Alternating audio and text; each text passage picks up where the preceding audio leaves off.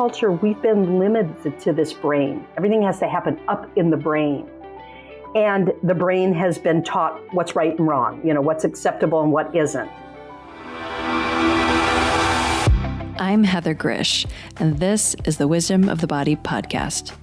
This podcast explores the idea of body intelligence as the real key to learning the knowledge of life, or what we call Ayurveda in the ancient language of Sanskrit. We do that by connecting with today's creative leaders and experts who will help you listen to your body, trust your gut, and live in deeper harmony with nature. Come join me as we unlock the golden door to clear, direct perception and become very deep listeners. You can find the Wisdom of the Body podcast on Apple, Spotify, and Stitcher. You can also follow us by joining my email at heathergrish.com or on Instagram at heathergrish. I know you're going to love this podcast, so take a second right now to subscribe. You want to tell us, what is energy medicine? There's all different kinds of energy medicine. And in fact, Ayurveda includes both energy medicine and chemical medicine. I mean, it's both. But I have a real simple explanation or definition. The body sort of has two ways of communicating. It communicates chemically, and that's what we're familiar with Western medicine, right? You take a little white pill and you change your chemistry. But it also communicates energetically. And so energy medicine is anything that can tap into the energy communications of the body. Now, we're taught, we look at these solid things, but we're starting to understand that these bodies of ours that seem so solid are in fact made of energy. We're made of energy. We're fueled by energy. When I eat food, there's energy in the food. My body releases that energy for its use. And the body and mind and spirit are constantly communicating with each other using what I call the language of energy. And I've started to call it the language of subtle energy recently, only because in our culture, energy's become this real scientific thing, right? There's electrons and protons and neutrons, or, electromagnetics and electricity. And that's all kind of neutral, right? I mean, it's just, if you move energies around, it doesn't have life force in it. But the energy we're made of, the subtle energies that make us up, it has consciousness. It has intelligence and consciousness. So what your Reiki person was doing, maybe, if she wasn't really actually asleep, was trying to drop into the conversations happening between your body, mind, and spirit and influencing them using her ability to communicate energetically. And I like to expand on what the language of energy is beyond just touch or Reiki or moving subtle energies so subtly. I mean, I had one of those too when I was younger. I've been a healer, an energy healer for many years already because I was trained by my inner teachers and I just had a lot of clients and was doing it. And I thought, I've never been to one of these. I better check it out. And I went to this woman who was very highly recommended by 3 different people as an energy healer. And from all I could tell, she held my feet the whole time and petted her dog. And I didn't feel much of anything either, like you, except my headache that I went in with, I came out with, it didn't change. So I think we have to understand that energy medicine is growing rapidly in this time as a new field. And there's old versions of it, acupuncture, acupressure, yoga, Ayurveda. There's lots of traditional healing modalities that use energy medicine as part of their toolkit. But in this day and age, we're rapidly getting better at recognizing that just holding someone's feet and not saying anything may not be the best communication for us because we're not keyed to recognize or feel that. And so, for example, the style of energy medicine that I do, which is kind of my own, but it rides on a style developed by Donna Eden. I've sort of married the two in my work. It's much more directly working with things like meridians and chakras, energy centers where things move and you can actually communicate more purposefully. Cool. Well, how did you actually get into this kind of work? How did it start? Accidentally. I was trained by my inner teachers, and this was in my late teens. My grandmother, who was dead, showed up with a message, and I didn't believe in any of that stuff necessarily, but I knew my grandma. and I knew she was dead, and I was picking up her energy or her personality. And I wrote down a message from her, which I didn't think much about. I thought it was my imagination, except the next day someone came to my door and said, "Let's go to a psychic fair. You come with me." And I went and I got this little reading. And the woman looked at me and said, "Your maternal grandmother is standing right behind you, and she has a message." And the psychic repeated this message from my grandmother. So it made me recognize that there was something going on that I wasn't keyed into. And I said to the woman, "Is that my imagination? I mean, are you reading my mind? Or is my grandmother really there?" And she said, "Well, it's my belief that your grandmother's really there. Her energy is communicating with you, and you get lots of communication. So if you slow down and listen, you're going to hear your inner guidance." And I did that. I slowed down and I listened. And about 3 days later, I started noticing like a message in my head, little ticker tape. I wrote it down, and it was my inner teachers. And they trained me. And at some point, they said, "You're going to move to California. You're going to get very ill. And then in the process of healing, you're going to become a healer. You'll be learning on the job." And that happened. I mean, I did move to California, which I liked. I did get sick, which I didn't like. And I ended up discovering that I got sent by my MD to an alternative practitioner who used something called applied kinesiology. It includes muscle testing and it's all kinds of stuff. I found out I could see what was going on in my own body. I could feel it and perceive it. And I could even see the supplements on the wall and know which ones my body needed. And then she had ways to test that. So it was a wonderful on-the-job training. And when I healed, she invited me to come work in her office as a medical intuitive. And I said yes, because it was interesting. And then clients just started coming. And then within a year, I basically ended up quitting my day job because I had so many people coming for healings or for channeled readings. And it just kind of exploded on me.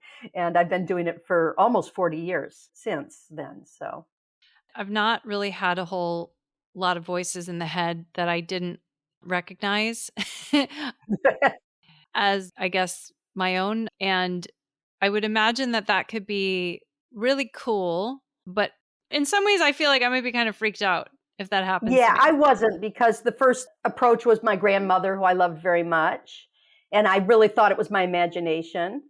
And then the next approach was on a ticker tape. It was little letters. And I thought it was pretty cool that I was getting messages. But I was a writer, so I was always listening for messages. And I just thought, oh, a new source of information. Now, when I teach people guidance, I really feel that we have a guidance system built into our entire body, mind, and spirit. It's every fiber of our being can provide guidance. And so the notion of the voice in the head is one I kind of encourage people to expand upon, because it's very easy. I mean, how do you know? Are you really hearing something, or is it just some little demon on your shoulder whispering things that aren't true? I mean, part of it is the quality of the information, but part of it is that if we really can tune into the equipment that we're given and learn to activate it to receive wisdom, to receive guidance, to receive insight, it is easy to tell what's true and not true because it's built into the system. And the analogy I give is language. I mean, you and I didn't come out of the womb speaking English. We came in with the capacity to learn English. And then we learned it from our environment through speaking it and practicing it. And that's why I really insist that it is the language of energy. It's not a metaphor. It is a language. We have the potential to use our whole guidance system, our body, our mind, our spirit, and to tune into not only what's going on for us, but what's going on for the planet and other folks. But if it has to come through an instrument that's balanced, that knows how to receive it, just like you have to have a good radio to get the signal, and it has to be developed. And that's sort of what I'm interested in, is teaching people how to activate this equipment we're born with that most of us don't, because in our culture, we don't believe in it. We don't believe that the body has anything to say. We don't believe that the mind has an inner knowing. We always get our knowledge from out there. We're very outside in our approach to where knowledge comes from. And many of us don't believe that we have this access to inner wisdom, or we only listen for voices and we're scared to hear them, so we don't, when that sense in your stomach or that sense in your gut can also be very much a message. Sounds like you have more experience with voices in that than I do. Only here on the Wisdom of the Body. So the voices that come, are they always giving good advice or do they sometimes give bad advice? Well, who's they? I mean, what I try to teach is that we need access to our own wiser self, our own source of wisdom that we're connected with. And I think that part of our issue in our society is we have been so terrified of spirituality and of inner guidance and all of that, partly because millions and millions of women were put to death for being witches or having any kind of connection to spirituality or to channeling or to inner guidance. So we have a kind of prejudice against it, we have a terror of it, and we're inexperienced. And when you have that combination, you get a lot of unbalanced people claiming to be channeling for dead people or channeling this stuff and that. No, the quality is all over the map, right? And I mean, I used to joke, why are all the spirit guides Indian, either East Indian or Native American? Weren't Homer and Maude from Iowa ever wise? I mean, are there no guides from other places? And I think it's because the instrument that receives guidance is prejudice, is slanted, and it takes some training to work with, quote, voices. But here's the deal, and I do teach, I am a channel, and I have channeled for, 50 years, but 40 professionally for other people. And I don't emphasize the voices in the head. I mean, that's, something I do because I'm really fluent with language. Language is kind of my happy place. But I really encourage people to learn the language of imagery, the language of song and sound, and hearing not just voices, but rhythm, of feeling and sensation, of receiving through all your senses. I mean, people make a big deal of, oh, you're so psychic. And we're all psychic. It's just we've learned to tune it out. It's an extension of our everyday senses. Like when you walk through a crowd and you don't bump into anyone, you're not looking and noticing, there's a person, I better turn left. Now there's a person, I got to move. You're using your radar. That's one of your psychic senses, right? That we use all the time. When we drive, unfortunately, most of us aren't paying full attention, but our radar is on guiding us. We've got this kind of scanning going on, picking up energies coming towards us. I call that field awareness, when you're aware of something coming into your energy or field. So yes, there's a lot of incorrect information that comes into my head all the time. It's, I've been stuffed full of garbage, right? I watch TV all the time and news and all these sources of information that aren't true to my inner sense of the world. And what I'm asking, inviting people to do is, in addition to whatever outside in validation you get for information and source of information, how do you begin to activate your own inner truth, your inner access to your own wisdom and your own experience, and bring those together to make them more balanced? And, you've lived on this earth enough years now that you know the difference between something that comes out of your mouth that's just a thought that's casual and something you've really spent some time developing as, yeah, this is my truth. At least for now, this is the best I can express my truth. And, truth often has a certain tingle to it, like, oh, yeah, that's quite real. And one of the ways is you can look at the outcomes. If some voice is preaching hatred or division or any of that stuff, it's probably not in the best interest of humanity. And you probably know it's not a very true voice. It's an internalized voice from outside that you're pretending is coming from inside. So I don't teach in my books, oh, you've got to activate some voice in your head. In fact, it's like, say you have an issue. Let's do a little exercise. Can we do that? Just a little energy medicine I'm exercise. game. I'm okay. game. So say you've got an issue. It might be a physical problem. It might be an issue with your relationships or with your job. So think of one thing you'd like some insight into. Okay. Now, you could start in your head and think, okay, well, what do I think about this? What comes to mind about this one issue? And, I'm thinking, I've got the question, what comes to mind? And just whatever pops into your head. And you can jot it down if you want. Then you're going to physically grab that thought, pull it out of your head, kind of like very Harry Potter, right? Pull that thought right out of your head and put it into your heart. Okay. And now ask from your heart, in your heart, to give you insight into whatever that issue is. And the insight may come in sensation, it may come in knowing, it may come in any form. Isn't necessarily up in your brain now. It's down here. Just feel into that, processing it. And then I'm going to go a little faster than some people will like, but you can come back to this. You can pull that thought out of your heart, and maybe it's been changed and transformed a little, and you grab it kind of like you did out of your head, and you pull it down and put it right in your stomach, in your gut area, your solar plexus. And again, invite your body, mind, and spirit to just communicate from there. Like you've just moved your brain into your stomach. And just tune into what comes to you. Some people will do this easily. Some might get nothing the first time you try it. Don't worry about it. Even bringing the problem to that part of your body is opening up channels of communication that will filter into your brain over time. And then we're going to pull it one more time, pull it out, and put it into your gut, into your intestine area. There's a brain down there. We've got lots of neurotransmitters. So what happens when you pull that thought process out of your stomach and then put it down in your gut?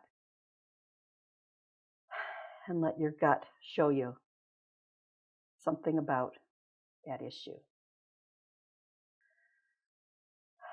Now, I believe the mind exists in every part of our body, mind, and spirit, in our field, in every part of our body, in our spirit that isn't necessarily local. And that in our culture, we've been limited to this brain. Everything has to happen up in the brain. And the brain has been taught what's right and wrong, what's acceptable and what isn't. And it's very much outside in kinds of perspectives. It has to be acceptable to other people. It has to be thought by other people. Other people have to agree that that's true. And we've been taught so much to function from there that we aren't in the habit of sinking the truth into the body or finding the truth through the body. So this is one exercise that actually just came up the other day. It's not even in my book. I've got lots of exercises and activities in the book as well, where the body can show you the way, where different places in your body that you either travel to or access or touch or work with can show you not only new understandings for your brain, but new configurations for your energy. And there's a lot of ways to use this for self-healing, but also to evolve your instrument to handle change, which is what the new book is about, Energy Medicine for Personal and Global Change. Did that make any sense to you? What happened to you when we did that? Yeah, for sure. I mean, because the thought is sort of like a culmination of how you've already like framed it up, whether it's a fact or a truth or whatever it is. Like you've framed it up a certain way in your thought. And if you bring that thought and put it in a different part of your body, like what I felt was that it was possible for the thought to change as it sort of, I don't know, I always think about like if you have two cells or if you have a membrane in your body, when something crosses a membrane, it's always different on the other side of it. Right. So it's just sort of reframing as it goes through the different places in the body. So I definitely get that. And I often feel, because there's a lot of headiness in my house. And so sometimes I'll actually say to my partner when he's talking to me, I'll say, can you drop that down a little bit? Like you're talking from here. I don't have like a complicated way of, or helping someone else envision it, which I love the imagery and the direction that you gave me to do that. But I definitely feel that if we're thinking and being and speaking and communicating from different centers of our bodies, that it has a totally different quality to it. Absolutely. And if we dwell there, if we actually go and inhabit and have that be the center of our sitting with the issue or the question or the problem, over time that percolates back into our understanding, our conscious understanding, so that we can train our mind to recognize what our energies know. Yeah. Awesome. And that's reclaiming our authorship, our agency, because our society does not invite us, even from young age, to author our own stories, to author our own identities. We have so much projected onto us by parents and school and friends and social media. And all of that outside in information is not necessarily the truth about how I can make this instrument of my body play the music of my soul, and how I can develop myself as a musician that does that plays this instrument. And we're all different. I mean, the music of your soul doesn't sound to me like the music of my soul.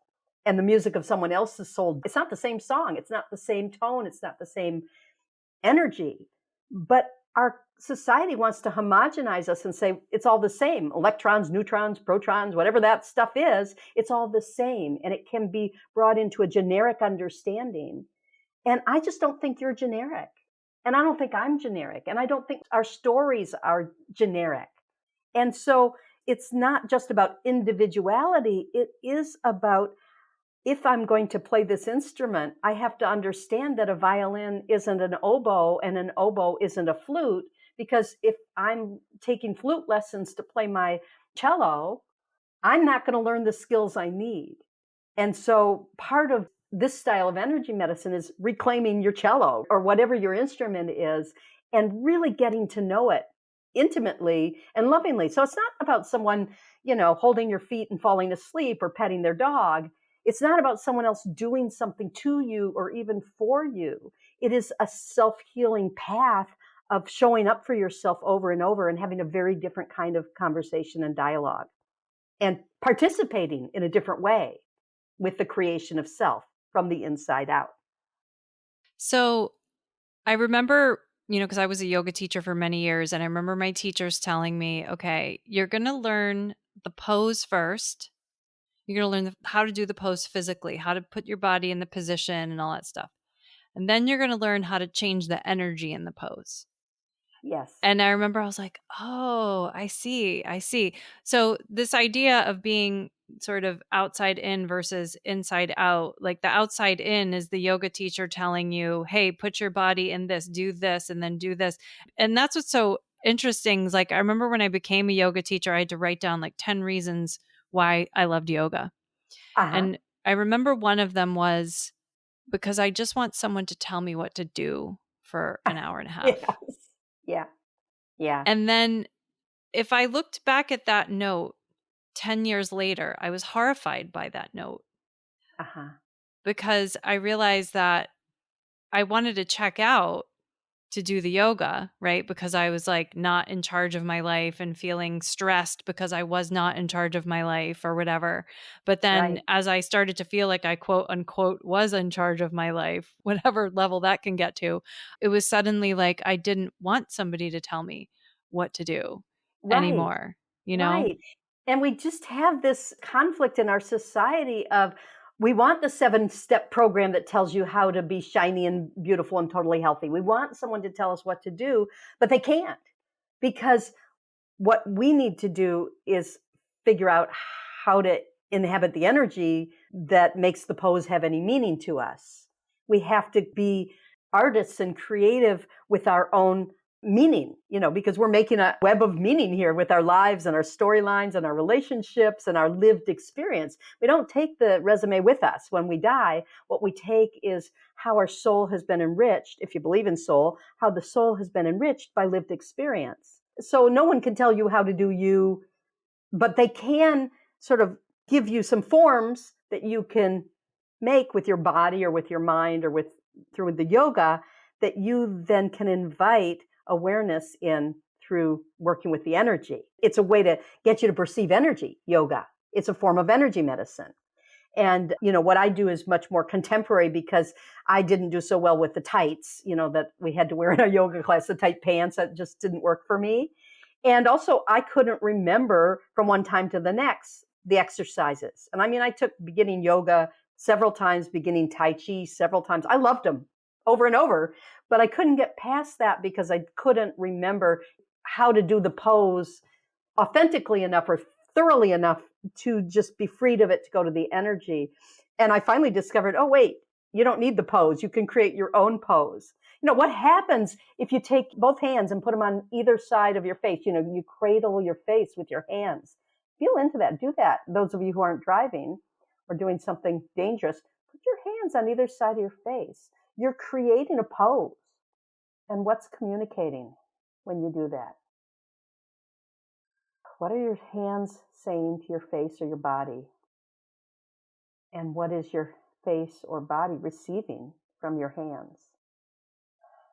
It's very simple. The vocabulary of energy medicine is built of gesture and imagery and sound and movement and everyday stuff that life is made up of, but used like a yoga pose so we can perceive the energy and perhaps transform the energy.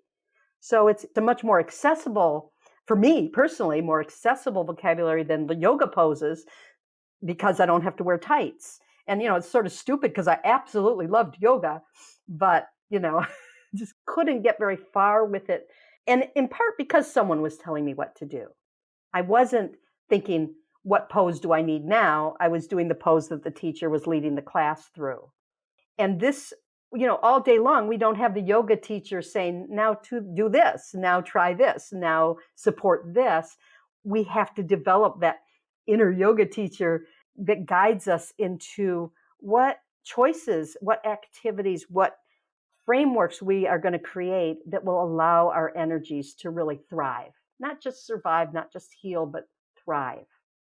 Yeah, because if you don't turn this on, all of a sudden you're, like you're doing a yoga pose and the teacher's telling you to do something and you're like, oh, but I have this neck injury from 5 years ago, and you're still doing the pose that you shouldn't be doing with that neck injury, and you hurt yourself. And Right. And yeah, there are lots and lots of injuries from yoga that's supposed to be so body aware, but lots and lots of people get injured. And it's not the fault of the yoga. It's the fact that our culture always teaches us from the very beginning to get our authority and our guidance and our information from outside ourselves. And it's very hard to turn the volume down on that enough to say, yeah, but what do I need in this moment? What's my truth in this moment? And, we don't need more, in my private, not terribly humble opinion, we don't need more experts telling us what to do to get well. We need to start to explore, well, what would wellness look like for me in this moment, in this moment, in this moment? What is wellness to me? Not the lady with the blender who's all blonde and drinks this drink and is always totally healthy, those ones on the infomercials. She's not going to teach me what my wellness looks like, because it's her wellness, not mine. So how do I have this vital dialogue with myself over and over and over all day long? Not because it's hard work, because I'm playing with the elements of my being and having fun creating a self. It can be a very fun task. It's not about fixing what's wrong. It's about co-creating the best rightness we can come up with in any given moment for ourselves and the people we love, the people around us, and for humanity as a whole.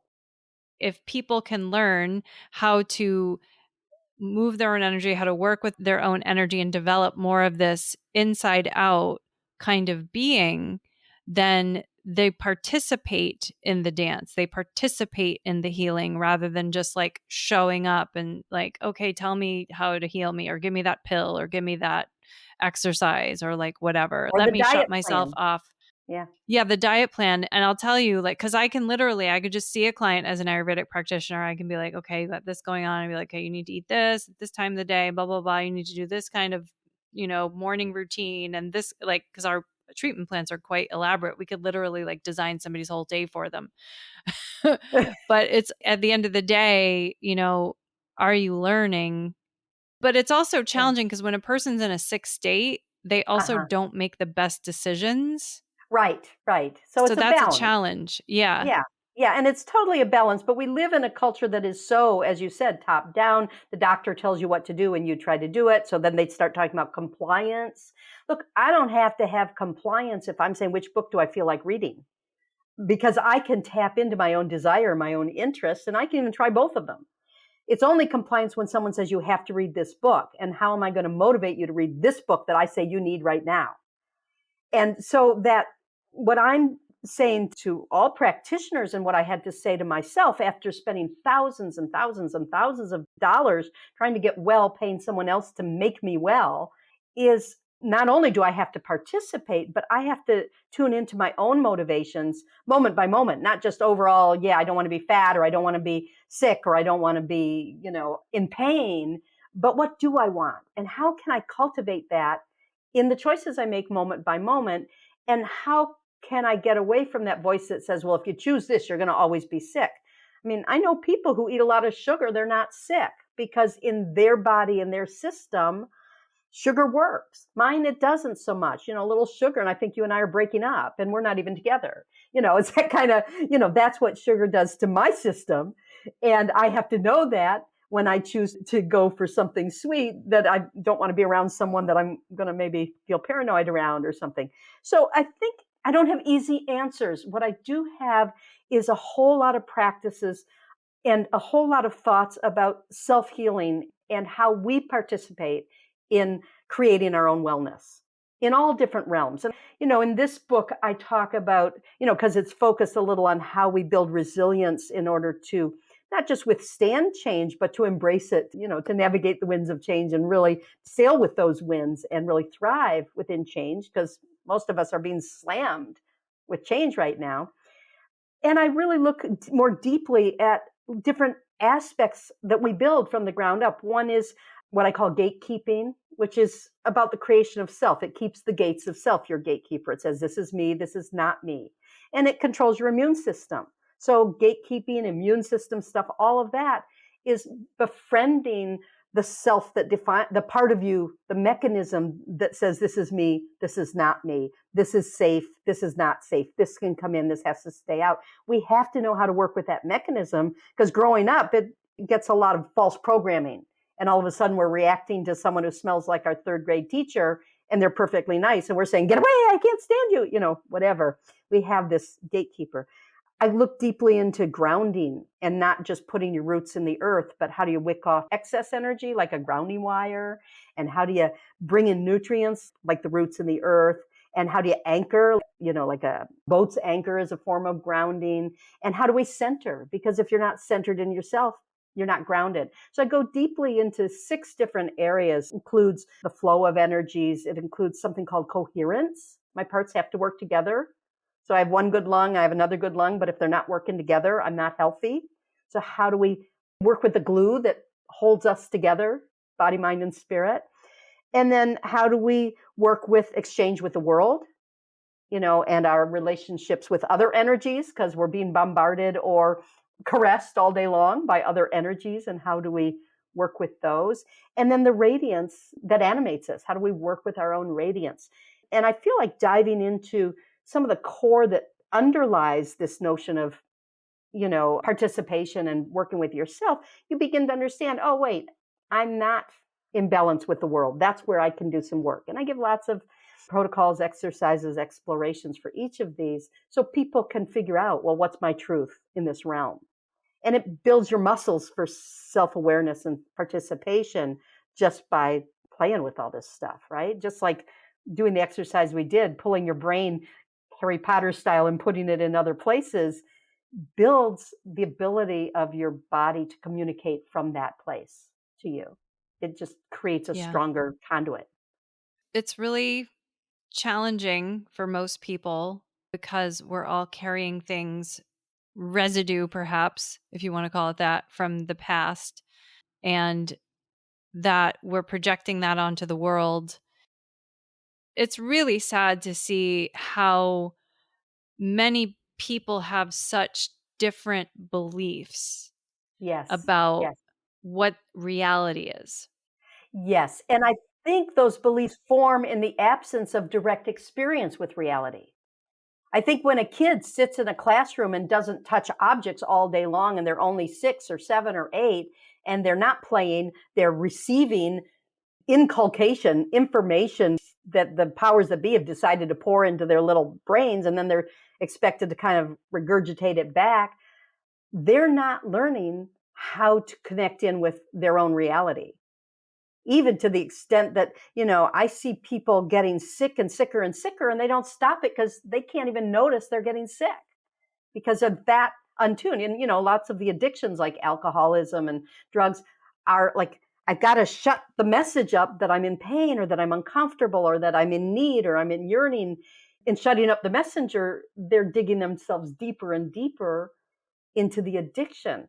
So I sort of feel like All of us now, not when I've done 10 years of therapy and cleared out my family and all the crap. I mean, we all have some of that, right? We all have our traumas and whatever. And there's a big movement in our culture that I don't 100% agree with, that you have to clear your trauma before you can live and be healthy and be fruitful. I've just known too many people who had severe trauma and had really lovely family life or other things that they had built that instead of the trauma that they didn't want to live. And yeah, we have to look at what's clogged us, but we also, even when you unclog what's clogged you, you have to look at your ability to create productive and positive structures and vehicles for us to be human together.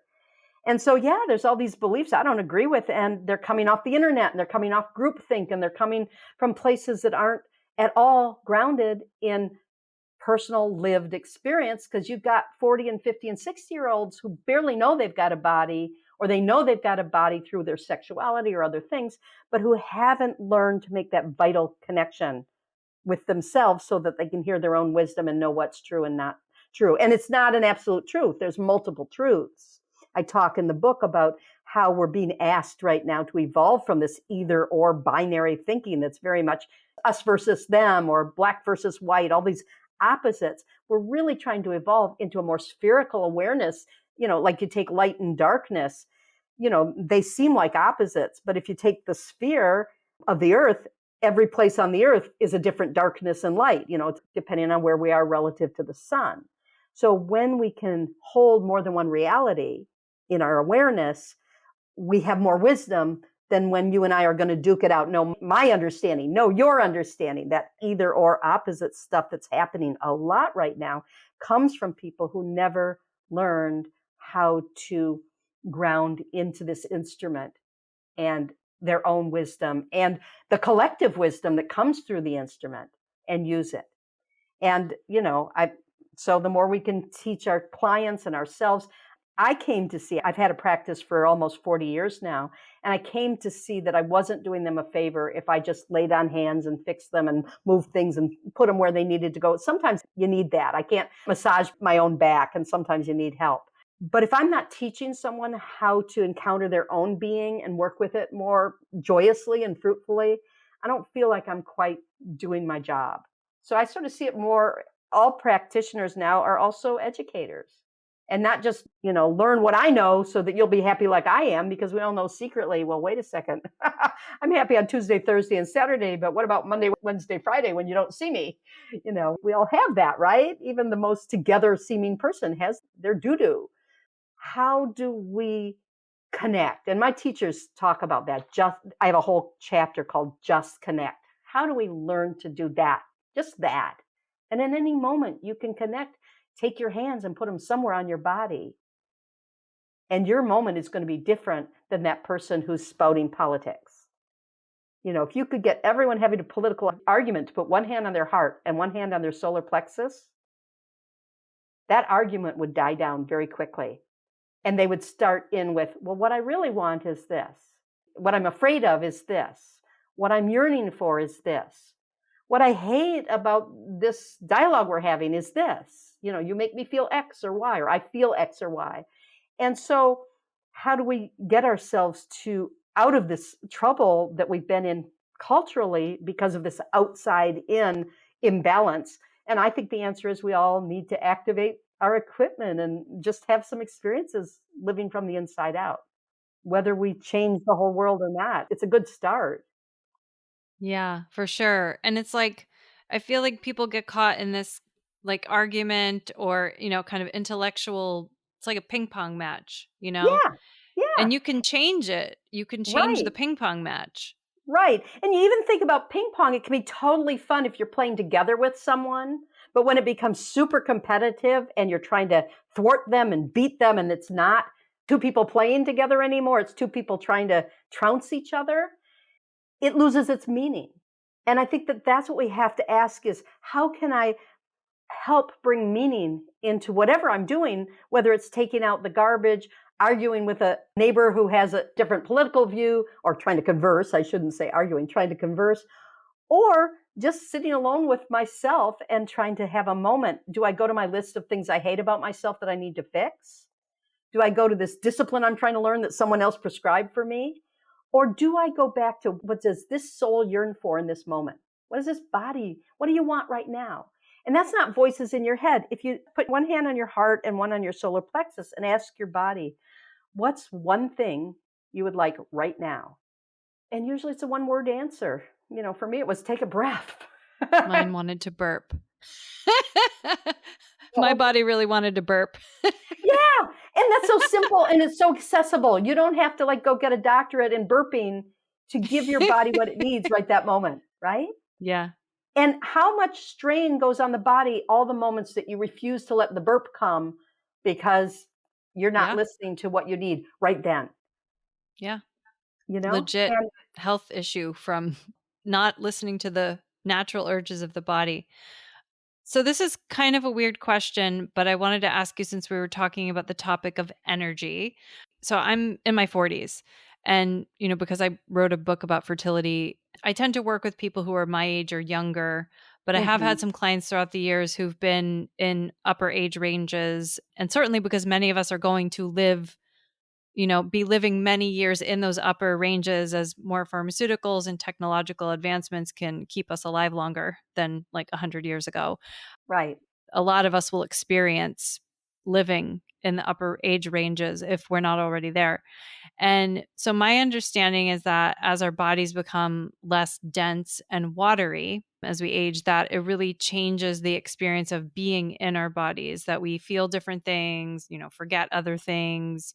And certainly I would treat a body that is an older body different than, a 35-year-old body or a 25-year-old body. So I'm not going to recommend dry brushing for somebody whose skin is peeling off, right? But here's my question. Do you think people become less sensitive to energy or more sensitive to energy as they get older in terms of a body experience? Does the body pick up on the energies more or less? Yeah. I mean, it's a good question. And I think that, again, there's not a generic answer for everyone.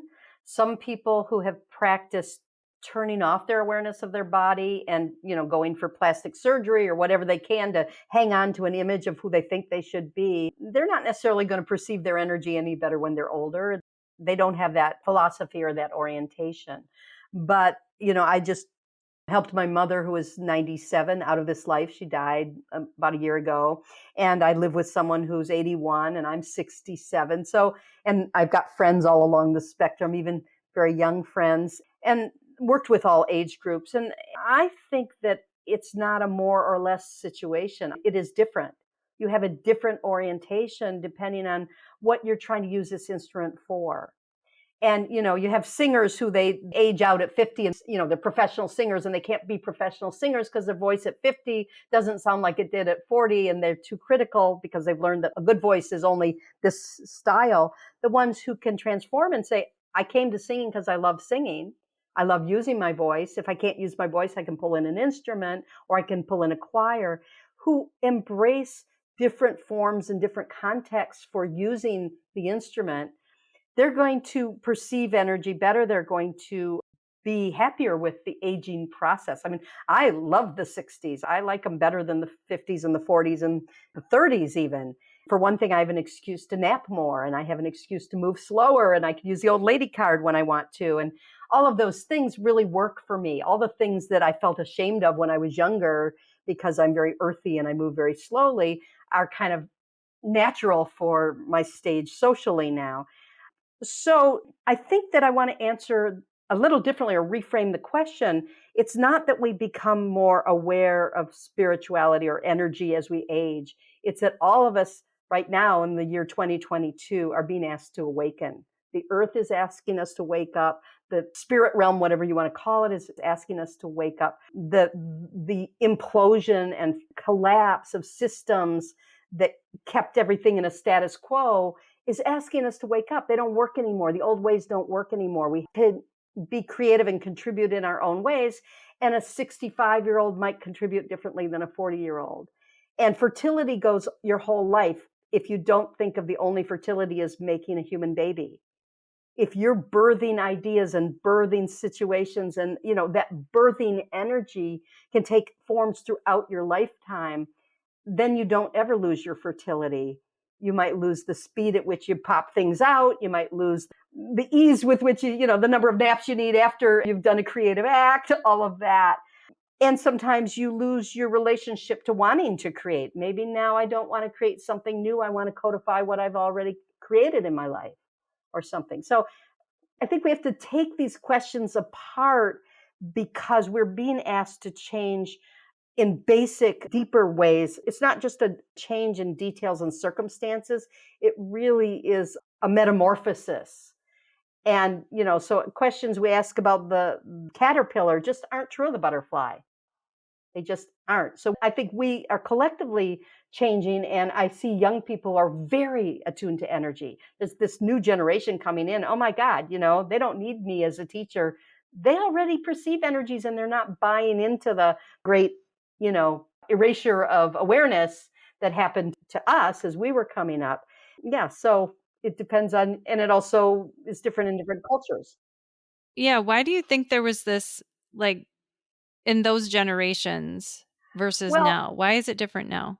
I mean, what I've channeled with my teachers and what a lot of channels and psychics and spiritual traditions are saying is this is the end of about a 10,000 year cycle that was very young, very much out there, outer focused or outside in, very much top down, hierarchical, working to create outer realities that had quite intricate parts to them, right? All the machines and, the fact that we can talk at a distance, that's a miracle of the yang era. But now what's rising is what I call empowered yin. And that's inner knowing, inner truth, inner connectedness that's going to temper that yang. We're not going to lose our yang. I'm hoping we don't lose our computers. I totally love to write on a computer as opposed to by hand or typewriter. But what's rising is a whole different way of being, thinking, doing. And it's not at all passive, like giving birth isn't passive. It's feminine and yin, but it's not passive. It's empowered in a different way. So, yeah, that's why I think it's just the evolution of, when we're dead, we'll know the answer much better. But right now, the best answer I can give you is that it is the evolution of cultures on the planet and this human experiment that is now, there's a lot of agreement in a lot of cultures, which doesn't make it right, but it goes with my inner truth that we're really being asked to change in our nature and not just in our details, and who knows, maybe.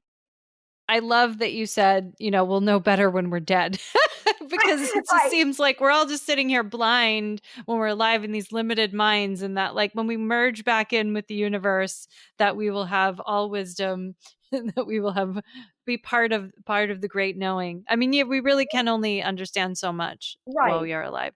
Yeah. right. But what we can do is work on a higher quality of living. I may not understand much at all, but I can raise the quality of how I live my moments. I don't understand how to fix the political situation in any country on the planet. But I know that if I raise the quality of how I live, how I interact, how I am, that's going to contribute to a collective energetic truth that's going to help. They talk about raise the vibration. I don't know if it's a vibration, but it is certainly, if you're making a tapestry with millions of other people, you want to make sure that what you weave into the tapestry is beautiful and strong and contributes to the whole in a way that is productive for the whole. I don't want to weave something in that tears it all apart. I don't want to weave razor blades into my contributions to our shared culture here on Earth. I just don't want to do it.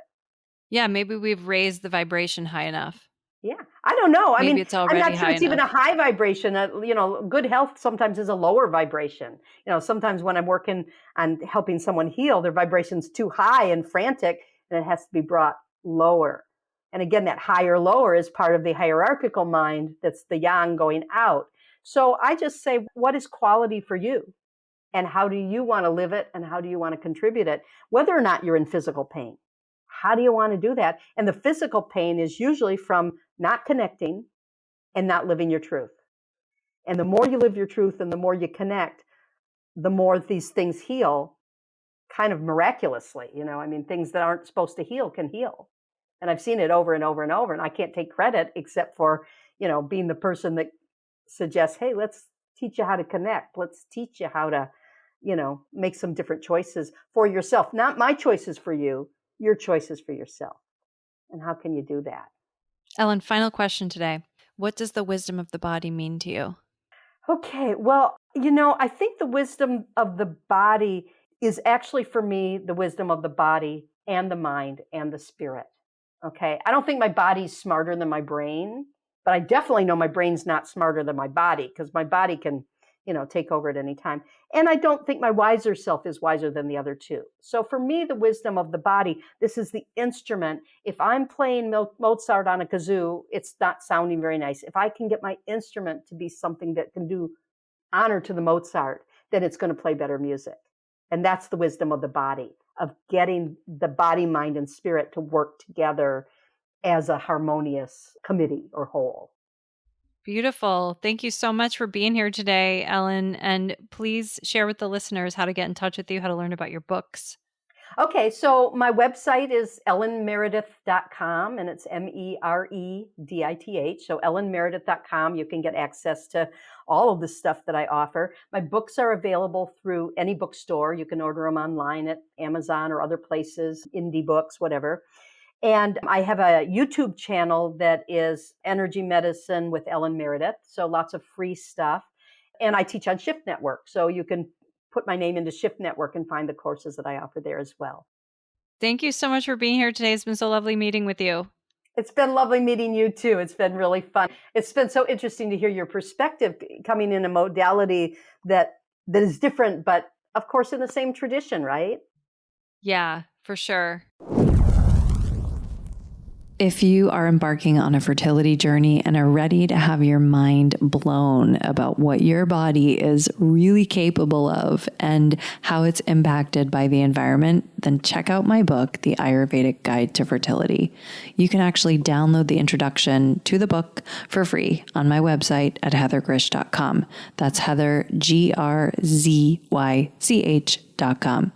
Read the intro for free and then buy the rest of this fertility enlightening book pretty much anywhere books are sold. I want to thank you for listening to this show. It brings me great pleasure to provide this content to you. I also want to let you know that I'll be making some very amazing announcements soon. And if you're not already on my email list, then I encourage you to go over to my website and subscribe to my email list so that I can keep you informed about these announcements that are going to be coming up very soon. So my website is heathergrish.com. That's Heather, GRZYCH.com. And I look forward to getting these important announcements to you very soon and connecting. Thank you for tuning in and dropping in with us today. Don't forget to subscribe, rate, and review this podcast. I really want to hear your feedback. To learn more about my work, visit heathergrish.com. That's Heather, GRZYCH.com. And meet me here next time on The Wisdom of the Body.